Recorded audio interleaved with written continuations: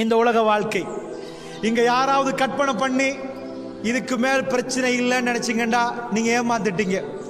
கடைசி மூச்சு போ காட்டி பேசுற எனக்கு, கேட்கிற உங்களுக்கு, நாட்டு ஜனாதிபதி பிரதமர், அமெரிக்கா ஜனாதிபதி பிரதமர், உலகம் ஆளக்கூடியவர்கள் எல்லா வீட்டிலையும் பிரச்சனை வரும். வல்லாஹி இல்லன்னு நீங்க சொன்னீங்கன்னா ஒரு ஆள் காட்டுங்க எனக்கு, ஒரே ஒரு ஆள் கூட்டி வாங்க இவர் வாழ்க்கையில ஒரு பிரச்சனையும் இல்லைன்னு.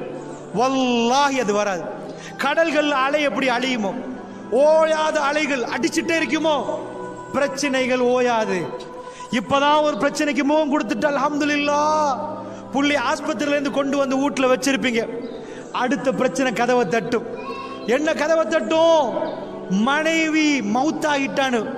இந்த பிரச்சனை அந்த பிரச்சனையோட சின்னதேன்னு நினைக்கும். ரெண்டாவது அந்த பிரச்சனை அதை விட பெருசா இருக்கும். அதுக்கு முடிச்சுட்டு திரும்ப தட்டி பாப்போ எல்லாம் முடிஞ்சு நினைப்பீங்க. அடுத்த கதவை தட்டும்.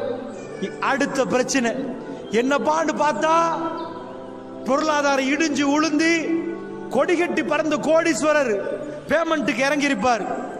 அந்த பிரச்சனைக்கு என்ன பண்ணலாம்? கடன்காரன் சுத்தி வாரான். விதவிதமான வாகனத்தில் போனவங்க, மரியாதையோட நடந்தவங்க, ஊரே காரி துப்புற மாதிரி கடன்காரன் வர்றான். இந்த பிரச்சனைக்கு என்ன பண்ணலாம்னு ஏதோ ஒரு முடிவு கண்டா இங்க ரோட்ல போய் ஆக்சிடென்ட் ஆகி கால் எடுக்க வேண்டி வருதா. இதுக்கு ஒரு பிரச்சனை என்னன்னு பார்த்து இப்படி எங்க பிரச்சனை? ஒரு இளைஞன் எதுக்கு சாப்பிடுறான், எதுக்கு சம்பாதிக்கிறான்? விதவிதமா சாப்பிடணும், விதம் விதமா சாப்பிடணும் என்பதற்காக வேண்டி கோடி கோடியாக சம்பாதிக்கணும்னு நினைக்கிறான். வீடு கட்டணும், அதெல்லாம் ரெண்டாவது. இளைஞர்களை நீங்க பாத்தீங்கன்னா கொழும்புல அவங்க கூட்டமா வந்து ஒரு ஹோட்டல்ல உட்காருவாங்க. உட்கார்ந்துட்டு எவ்வளவெல்லாம் கிடைக்குது எல்லாரும் போட்டி கொஞ்சம் சாப்பிடணும். எவ்வளவு நேரம் எடுத்து சாப்பிடணும்? 1 மணி எடுத்து சாப்பிடணும். சிரிக்கணுமா, சந்தோஷப்படணுமா, அந்த சாப்பாடு தான் ஜோலி. இதுக்காக வேண்டிதான் எதையெல்லாம் பண்ணிட்டு வந்து அந்த கூட்டம் சேருவாங்க.